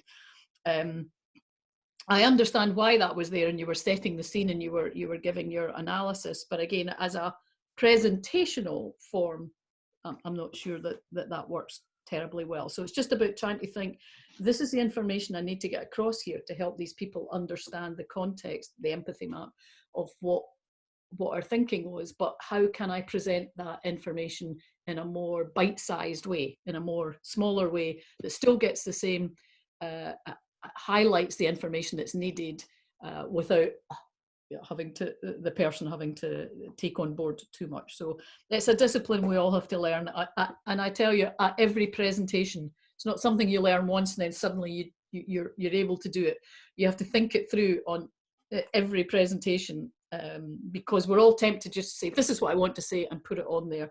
And yeah, so that's why it's called a presentation skill. It's not something you're born with as an innate ability. A skill is something that you have to practice and do over and over again and learn and relearn. And sometimes we get it right, sometimes we get it nearly right. And I'm sure you've all been in presentations where you're sitting there in a conference and you're just being drowned in information. So, but again, I'm so impressed by how you're doing this online and the flow of information between the team. It's really, really well done. It's a masterclass in how to do online online presentations and online learning. So really exceptionally well done to everyone. Yeah. Thank you very much, Carol. Just one final remark that just came to my mind whilst we were talking about the platform. Well, the National Parks Conservation Association of America, they have created some... You just muted yourself, I think. Sorry. Yeah, it's called My Park Story, and I've sent you on the group chat. You can take a look later on. And basically, they have done that. They have created a space in their website where people can submit their story and submit also videos or any other tool.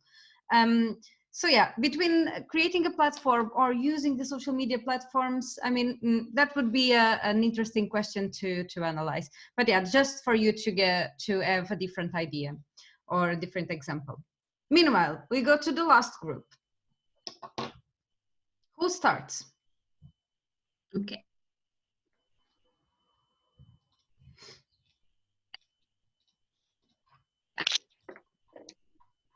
I just want... Who is talking? Loretta. Loretta, no, we can't Can you hear me? Yes. Talking? Yeah, now yes. Okay, the internet, I don't know. So is Ursula Ramunas here? I'm here, yes. Okay. So I'll share the screen and later we talk.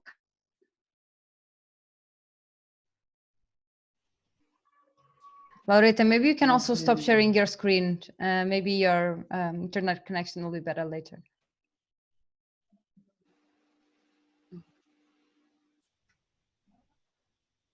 Can you see? Yes, but maybe you can stop sharing your camera. Can you stop it for me, please? I can. Okay, thank you.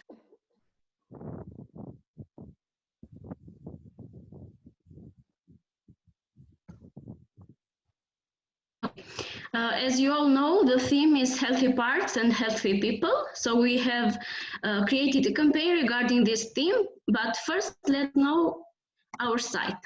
So Ursula, please. Welcome to everybody. Do you hear me well? Yes. Okay, great. We choose the national park from Poland. It's located in northeast Poland. It's the largest park of Poland, and it has very high biodiversity, connected to natural ecosystem of Biebrzα River, and for that is also the name. The most famous element of the nature for why people are coming to the park are birds, and mainly the aquatic warble. For that reason, the national park is also incorporated in a lot of international networks for nature conservation. Please, next slide. Okay. It's a Ramsar site and also Natura 2000 site for bird and habitat directive.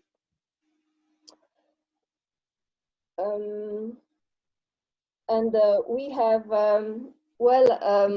developed tourism infrastructure, a lot of kilometer of paths, and also we have a special path for running.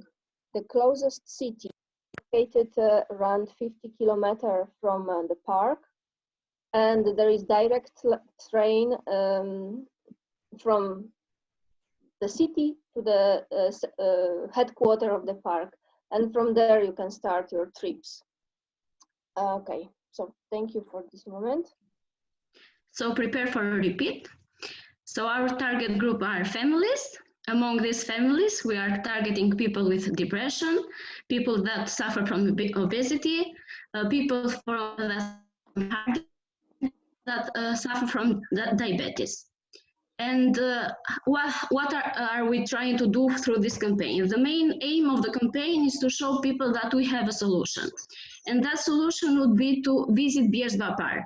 And from this comes the name of our campaign, which is 3R Bierzba. First, they stand for restart. So restart your mind, your thoughts, your body, your soul. Later, reconnect with nature. And at the end, relax, enjoy. And how are we going to application to use? First, we are going to use social media, and exactly Facebook. Facebook, because when we think about families, we think for people with the age from 30 to 60 or something more. And based on the statistics, this age group uses more Facebook, so it's easier to access them. Later, we are going to use local media. You may think that this might cost a lot, but actually in our park, if you are able, can you hear? Yes. Okay. In our park, even without money, you can get to a cover in the media, because if you are able to convince the journalists and everybody, they can do it even free. And the last thing we are going to use is the webpage. So we pass all the information about the campaign on the web page. The tools that we are going to use are short videos, GIFs, infos, and flyers. We are going to use this to share information, to raise awareness, to show the pros of visiting the park, what do the people gain, and later also to get feedback from the people. For example, through the short videos, they can share their experience in the park. Also, we are going to try to engage the families by using this hashtag, 3R Bierzba. So when they post the videos or pictures, they can use this hashtag. And later we can we to use a sport influencer. In our park, we have a history of success regarding this. Ursula told us that they used something like this before, and it was very successful. It increased the number of people visiting the park. So for this, we are going to join hands with institutions, with local businesses, so businesses that promote local produce, local nature. Later, we are going to use info centers and info points, because these are mainly the first points that are face-to-face with tourist visitors. So these are the first places where people go. And later, the NGOs.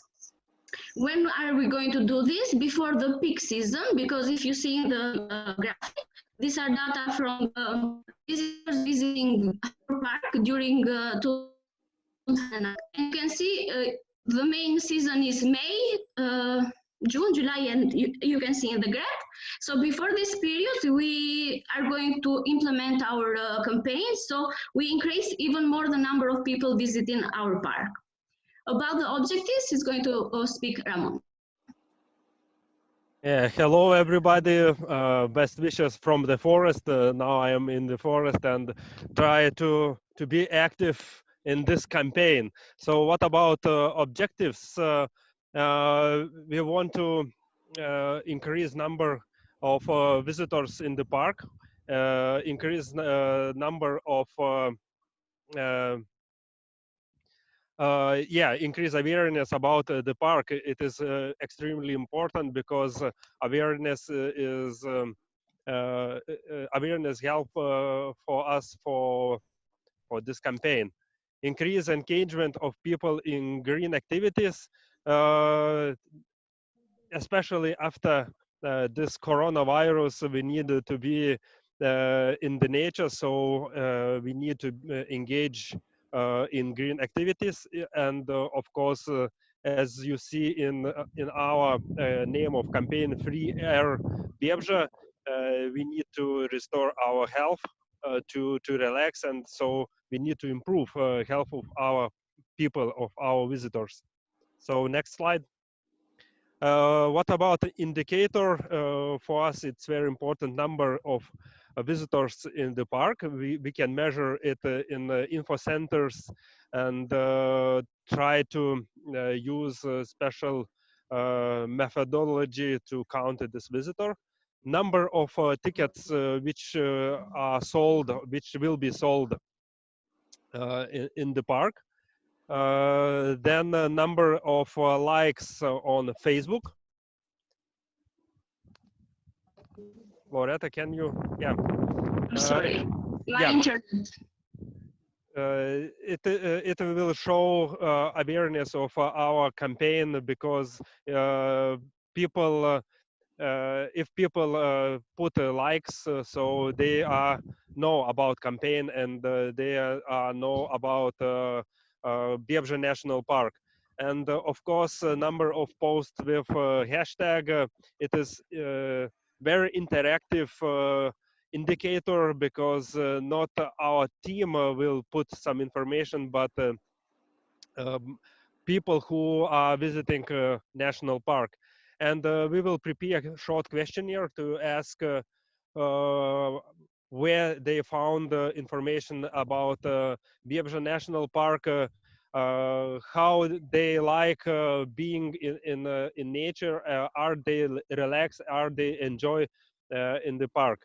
So this questionnaire will show awareness of campaign. I think it's yeah. So thank you for your attention, and be active in nature, safe. Thank you very much. Okay. Yeah, Marie always reminds us to do a clap. Thank you very much. Okay, so as per usual, I open the floor for you first, please. Any questions, any comments? Actually, it looks like you had a personal masterclass from Carol, because the slides were exactly like she wants them, I think. Great, so compliments, very clear and highlighted presentation. And my kids like it as well, I hear.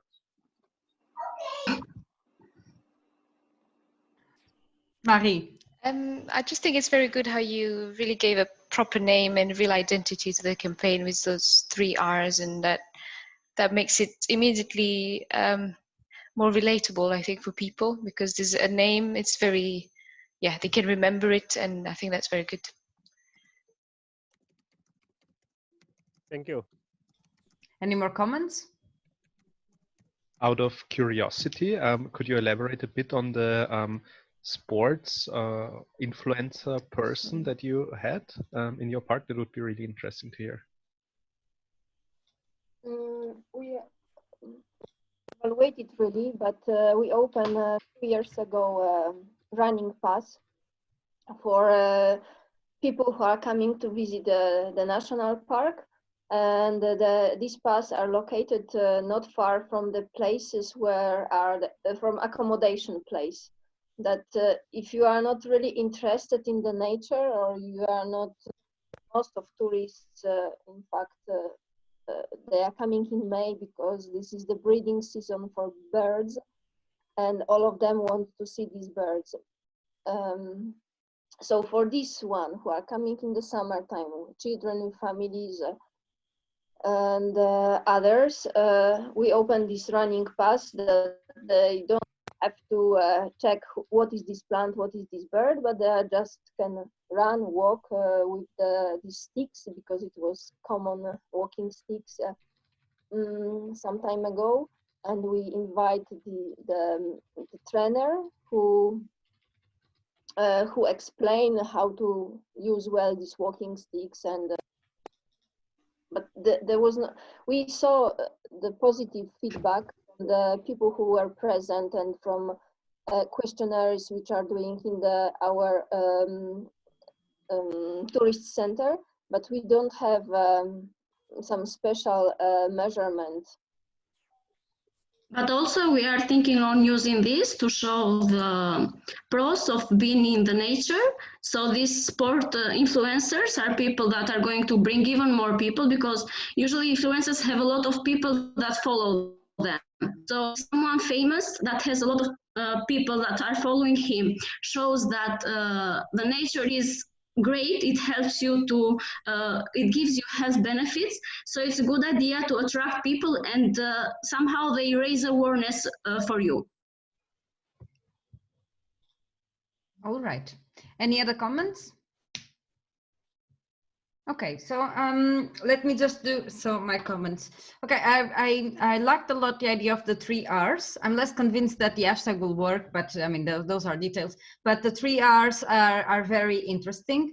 But my question is, you started identifying that your target group are families, and families, especially with those for health conditions, diabetes, heart problems, and so on. I don't remember the 4 of them. But then later on, I kind of miss the way that you are going to link with them. How are we going to engage with these people? How are we going to move them to really go to nature and have the health benefits of going out to nature? So that was my first question. How are we going to hook them to come? Okay, we mentioned that the tools that we are using are videos, are infographics, short flyers. So through this, we are going to show, this is your situation. If you come to nature, this is going to happen. So you are now in a difficult situation, but if you come to nature, you will feel improvement. So this is the idea. So basically using the tools to have these messages come across. Okay, yeah, now that makes sense. But also maybe you can think, if you think about these target groups, maybe there is association of diabetes in your country, or maybe there is the local center, medical center that can actually start directing you to those kind of visitors. So this just missing this part of how we actually go and connect with those families. Go. That we are going to join hands with this. So we mentioned these health institutions. So maybe it wasn't clear, but this was the idea. Apart from the tools to use, we are going to join hands with all those people that we said before, the circle. So this will bring us the benefits. Yeah, that was very useful. The idea of connecting, creating partnerships with the locals. Go, Ursula. Empathy map was missing. Then you could get. This was maybe a missing point. Yeah, I mean the empathy map is something that I would like you to send it to me. But maybe, but basically the empathy map is more to structure your thoughts, right? And then you can see it coming across in your presentation. Already done. I wasn't sure if we need to present it during the presentation or not. That's why we didn't implement it. No problem. You can just send me later on. Okay, Ramunas, no problem. See you soon. And then I was writing down that maybe ambassadors would work fine, but then later on you said sport ambassadors, so that's a very good thing. Of course, doctor ambassadors would also be interesting.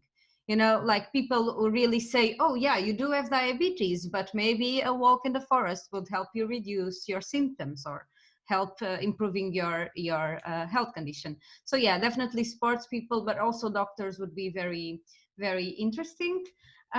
So yeah, I have here the focus on partnerships. That was very good as well. Yeah, and so overall, the only thing I feel like, in one hand, you had very specific target group, and you have thought, how can we reach out to this target group? But then the objectives that Ramona said, he said the main objective is to increase the visitors of the park. Of course, that is the overall objective of the park for sure. Yeah. But it was the first one that it was there. And yes, of course, you want to increase visitors, and you will increase visitors if you can really convince all these people with health problems to come to your park. But for this specific campaign, the objective should not be bring people to, well, increase the number of parks, but bring those specific people to my park. It's just maybe a matter of how you phrased it. No. That was just something that I felt. But apart from that, yes, I really I liked a lot the idea that you said, okay, let's focus on families, but on specific people who that have specific problems. And I think that's a really smart approach. Okay, I give the floor to Carol. Okay, yeah, I had exactly the same point as Barbara there. I mean, if you didn't increase the visitors at all, but you increased the health of the existing visitors, that would also be meeting primarily your target audience. So I felt that, yeah, a little bit of confusion in my mind anyway. Time obviously wasn't there for you to explain every single detail in the identification of the key audiences and the tools, and then I felt like kind of I away from that a little bit. But as I say, without all the information, it's hard to know exactly at this moment in time, how that would pan out. So yeah, if you never increase your visitors at all, but increase the health according to your key audience of those visitors, then you still would have met your objectives. Yeah, I also didn't really understand, again, perhaps just with time and a lack of ability to go into detail. I didn't really get this point about doing this in the pre-peak time. Was that because you were trying to spread the number of visitors away from that peak time and, you know, sort of move people across the time of the park, or not? Just maybe if you could just elaborate on that, because I didn't really get that point. Okay, so from what we discussed, that period is the period that people get their vacations and are more free to have the possibility to go to nature. And give them a chance to, how to say the word, to spend their free time. So now they have more free time, and before this, we are giving them a chance to choose a way on how to spend their free time. Right. It's just, I was curious because if you already have a peak in May, you know, if you're limited by that when people can go, then to increase that peak further, you know, was just a question. It's not the idea to increase the number of visitors. It's the idea to give a possibility to them during the free time. Because we thought about like spring is coming, you are tired of the winter time, you want to get a breath after winter, and then the people maybe could be more interested in this type of information that, okay, there is a Biebrzα Park not far away, that where you can go, you can spend your weekend, and or you can plan your holiday, already summer holidays for that time, where you can you don't have to go so far, but you can get some nature, but also some house. Yeah. So about holidays. Okay. Again, just to follow up on the point from Paul, I don't have a standard PowerPoint presentation in my mind. In fact, that would be the worst possible thing, that everybody's presentations look the same. But following just those general principles, did anybody else notice, because you used a darker background, did anybody else notice how much more relaxing that was on your eyes? So just having that darker background, the contrast was, you know, sort of a softer on your eyes. I certainly noticed after 4 presentations, it was nice on my eyes. Thank you for the animations. I am the queen of the animation, as my team will tell you. And very short, precise information, nice fonts, a variability of fonts, and nice little icons and images. Yeah, very good. So yeah, I compliment you very much on your presentation. But like, please don't take it that everybody now will do a presentation exactly like that. It's more, how can we use those principles in as creative a way as possible to make our presentations fun and interesting. So no, I don't want to see them all the same. I want you to go crazy and make them as creative as possible. Okay, thank you very much, Carol. And thank you very much to all of you. I mean, this has been a very long session, a bit longer than I expected. I'm sorry for that, but in the end, we cannot help doing some comments. And I think this is the way we learn with each other. So just one final comment. I hope you found it useful to start with an empathy map to really get a glimpse onto the people's head. And I don't know if anyone wants to comment anything about it, but hopefully this tool is something that will be used later on your communication activities.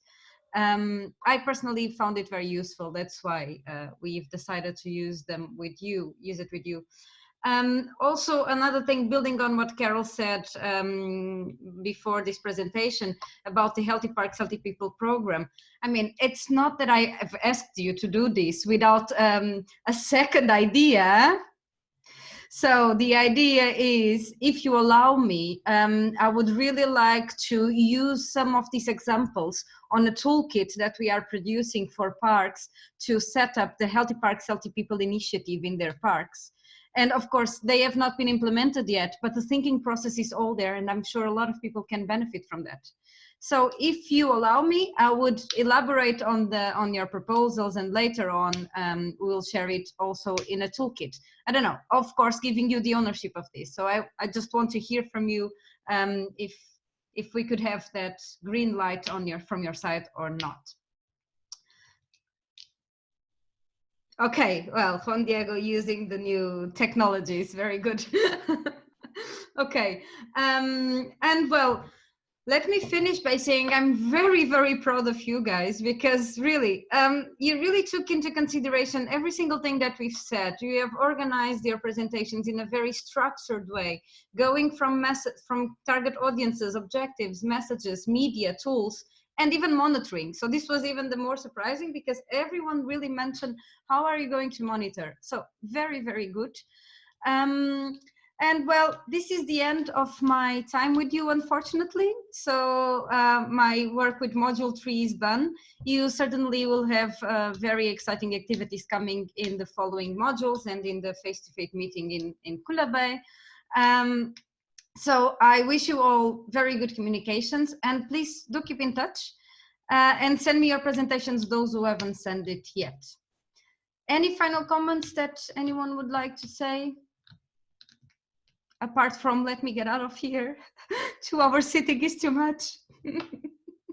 Okay, so, well, if not, thank you very much to all of you once again. It has been very productive.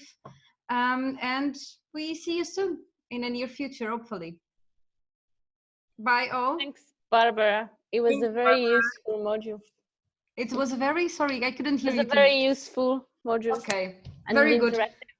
Yeah. And I really hope, I mean, it was a big list of tools and tips that you can use. That was not really for you to read all of them, but to choose whatever you would like to specialize on. So I hope you make good use of it. And just one more thing, I really enjoy the fact that we are having these online meetings, because in the end, it's like we get a little glimpse into your life. I see some kids coming, sometimes some dogs, and that's lovely. I really think it gives the personal touch that we behind the screens so badly miss. Okay, so having said this, guys, good quarantine to all of you. Go out carefully and alone, and yeah, enjoy the spring. Bye. Thank you. Bye. Goodbye. Bye. Bye.